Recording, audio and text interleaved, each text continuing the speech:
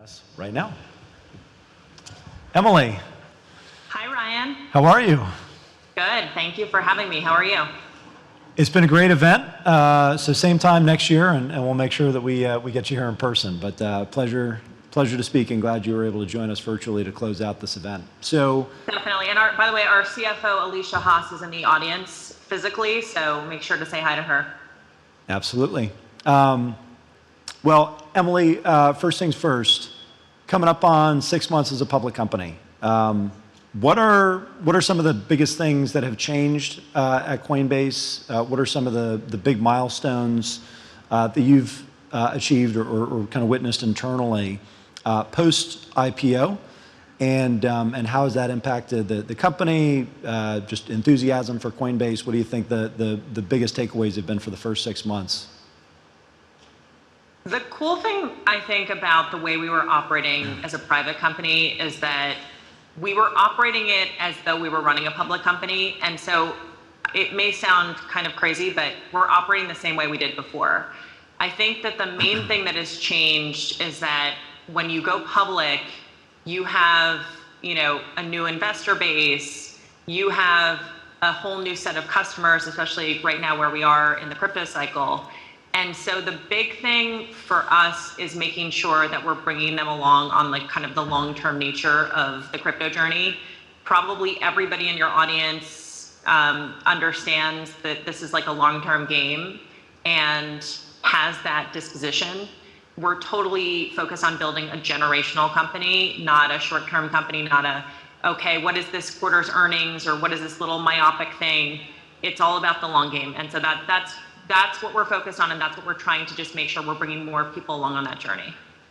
One of the things that has stood out, being able to actually watch the growth of Coinbase and actually see the numbers now as a public company, is how much of an emphasis or what percentage of the company is still driven by trading. And yet you have been very active, and we'll talk about M&A and Coinbase Ventures in a minute, but you've been very active in spinning up other complementary services, staking, earn, some of the other data IP that you're now capable of licensing. Out of those other non-trading, non-speculative buckets, what are some of the areas that you all are most excited about and see being the next major touch point with customers beyond just buy sell? Yep. So first, the trading revenue, as you mentioned, it's just, to me, it's analogous to our Google AdWords or something. It's like the foundation of the business. And so even though that can be volatile per the discussion we just had on long-term focus, these cycles, it's actually an incredible foundation for us to be able to invest in the rest of the business, and that's what we do. So we then pour the profits from that business into these green shoots, as you were just describing. Custody is obviously a huge one for us. We're the largest regulated crypto custodian in the world. Staking, as you mentioned, we've shown that's a huge part of the engagement and growth that we're seeing from folks on the retail platform. And then the other kind of sprouts we're planting include things like, Coinbase Analytics, which you just talked about, and other things that are just basically more subscription-like and recurring, so that we can have some more predictability with the revenue streams. That's the goal. And so we're kind of planting those seeds and seeing what takes off. When I first joined, I was interviewing with Chris Dixon, 3.5, 4 years ago for Coinbase. And I remember he said to me, think about the browsers back in the day. He was like, back in the day, the browsers were the thing, and everybody said the browser is going to directly monetize, and that's where all the value will accrue. And he's like, what happened? The browser was the window into the apps and sites that then monetized, right? And so his point here was, don't have hubris about what parts of the value chain are going to be the things that explode or monetize. There's so much interesting stuff happening in all of crypto. Play multiple parts of it, because we don't know how it'll all pan out. One of the things that seems like it's going to be a major component of not only the Coinbase business, but any custodial wallet and exchange has to be staking and active participation in these networks. And yet, when it comes to Bitcoin and Ethereum, we're still not even staking those two. So for the most part, because this is a little bit further down the coin rankings, it has been less of a focus for the customers of centralized exchanges and centralized services. How do you see that evolving over the course of the next 12 to 18 months? It seems like ETH2 could be a very large catalyst to get people staking, and then once you are staking, you might be participating in governance or otherwise touching these decentralized networks. What do you think that 6, 12, 18-month evolution looks like, and does a lot of the growth really hinge on ETH2, or are you starting to see some pickup in some of the other networks thanks to the acquisition of Bison Trails? Yeah, I mean, I think it's all of the above. So ETH2 is showing a lot of promise, and we have an incredible team working on that. Luke Youngblood and some other amazing engineers and product managers. That is showing real traction. We also did the acquisition of Bison Trails, which at some point will be rebranded Coinbase Cloud, with the hope that we can offer developers as many helpful, user-friendly tools as possible to be able to build upon the crypto ecosystem and infrastructure that exists.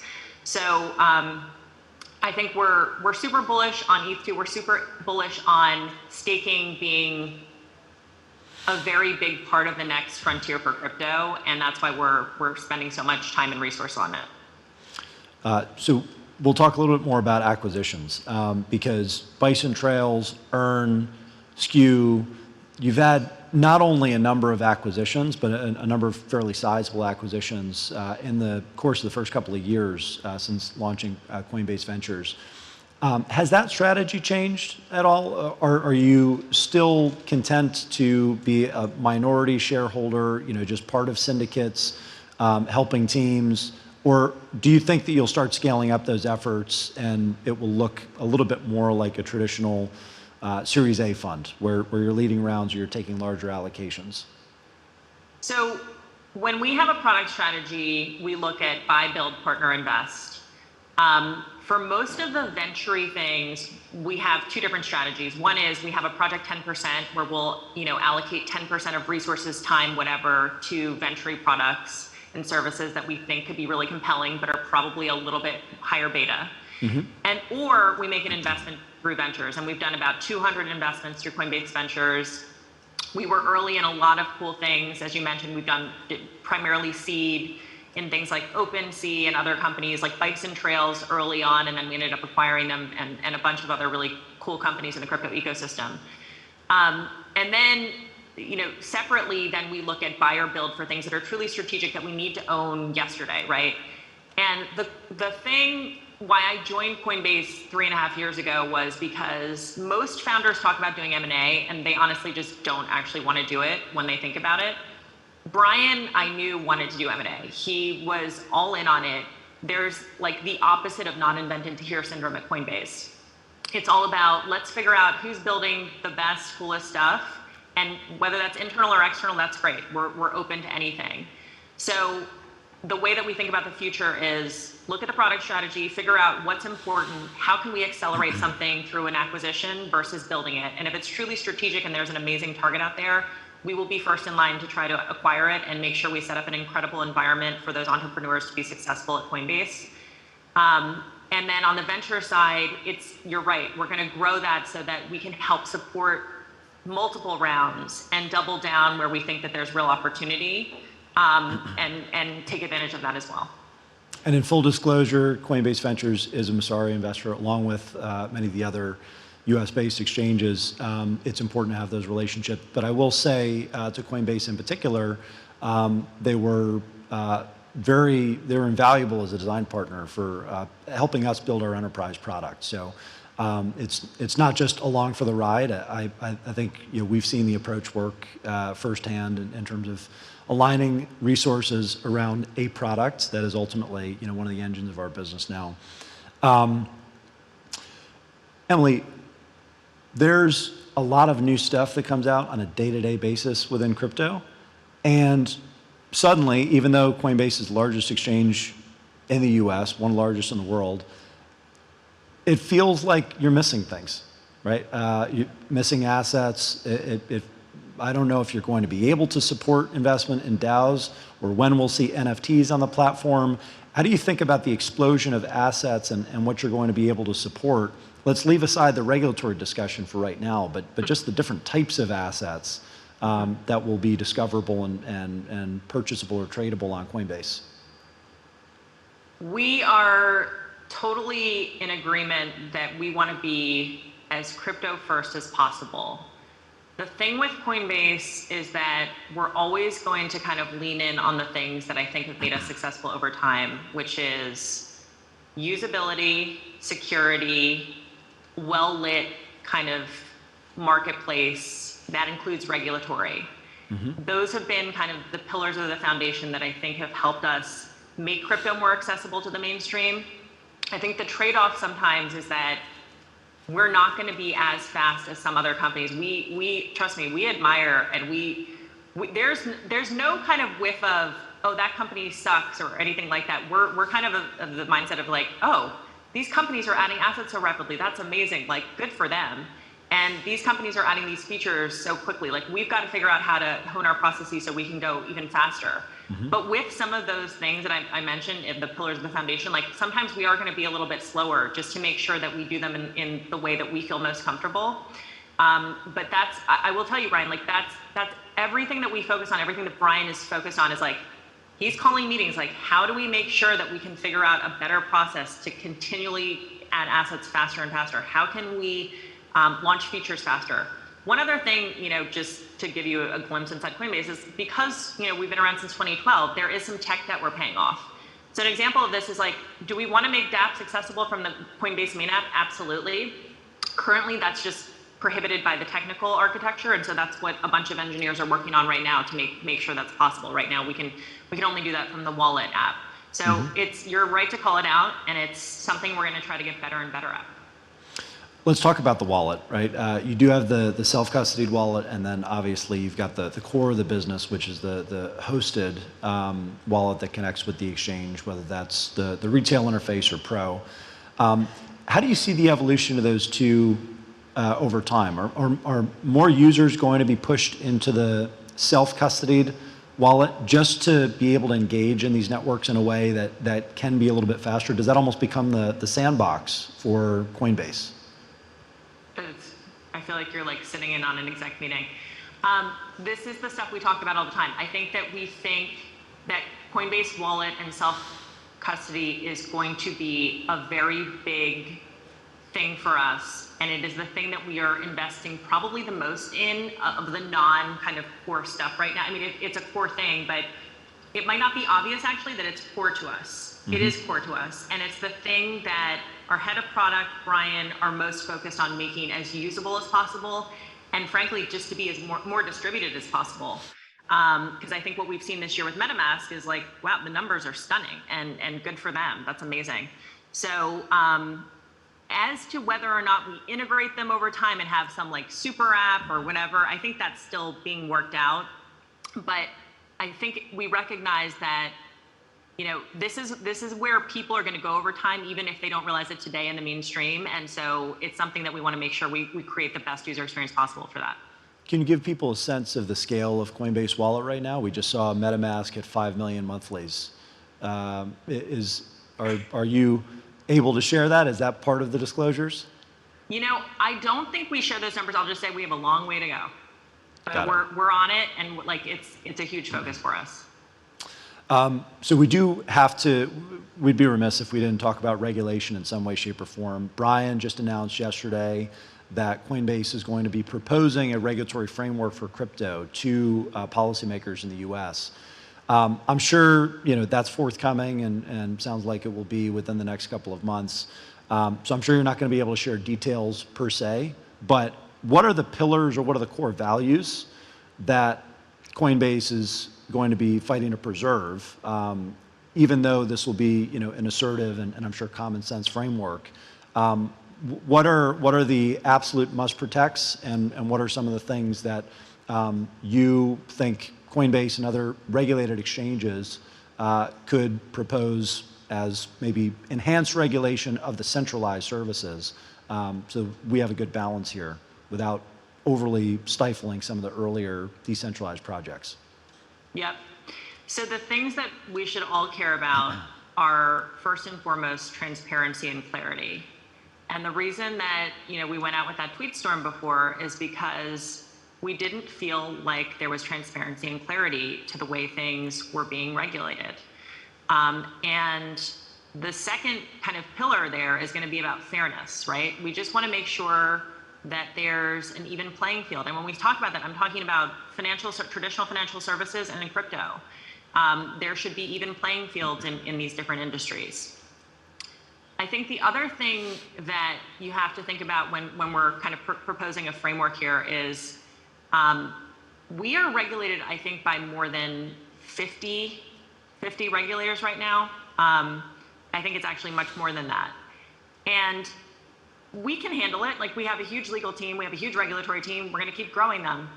If we're struggling with this, then what is your audience going to be able to do, right? That's part of the reason that we felt the need to kind of be a little bit more public about this and figure out what works for everyone. We want to work proactively. Our roots are about working very proactively with regulators. That's why I think we've been so successful.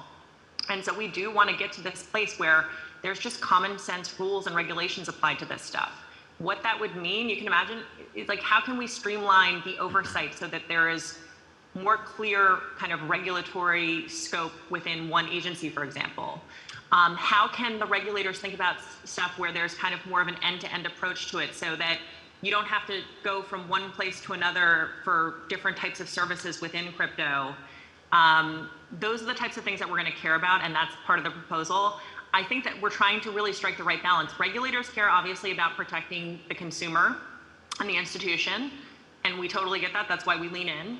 And then on our end, we want the transparency and fairness, and we just want everything to be streamlined in a way that is appropriate for 2021.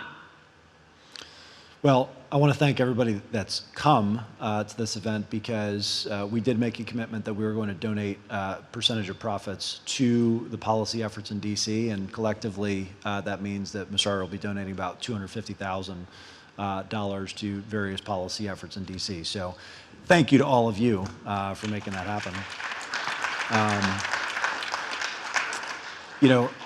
We just had a phenomenal 3 days, Emily. I want to take it maybe to 30,000 feet. We zoom out 5-10 years. We've gotten through some of these regulatory challenges. We've gotten through some of these usability challenges. More people are building, and we've truly realized the potential for the financial internet, the user-owned economy, whatever kind of meme you want to use.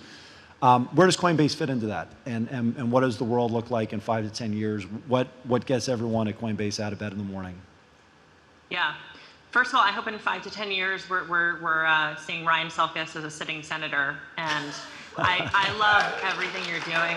We're so excited about the way you're thinking about everything, and your content and your tweets have been just pure fire. So thank you for everything you do, Ryan and Messari, to support the crypto ecosystem.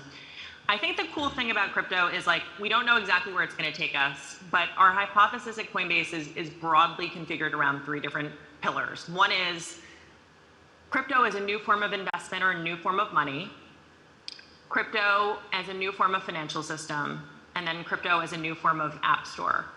And for any of those things, I think the thing is, like, did Apple know exactly what was going to happen with its platform when it put things out, when it put the App Store out? No. Did it know which apps were going to pop? No. But they knew that the foundation of it was going to be so powerful that innovation was going to sprout. And that's what I think about the whole. That's why I'm so excited to be a part of crypto. I think that we don't know exactly where things are going to take us. We have little inklings of what's taking off in NFTs right now, or one of the things Brian always talks about to me is, like, you see in crypto sometimes you'll see something kind of like take off, and then it'll like sputter a little bit, and then it'll really take off. And like, you can see that with decentralized exchanges, you can see that with NFTs right now. I don't know what the future holds, but I know that we're excited to participate in it, and we're all in. Last and most important question, Emily, and then we're going to let you go. Punks or Bored Apes? Oh my gosh, isn't that like a religious battle? I love it all. I love it all. I think it's just like, I love it because I love both of them, because I want everybody to get excited about participating in this in some way. That's so. Absolutely. And I don't want a bunch of haters. Couldn't have said it better myself. Emilie Choi, thank you so much for joining us. Thank you, Ryan. And Thank you all. that's going to wrap up this session. And that's going to wrap up this conference. I hope everybody had an amazing few days, wherever you're from. Get home safe and enjoy the rest of the week in New York. We'll see you soon, definitely next year, hopefully sooner.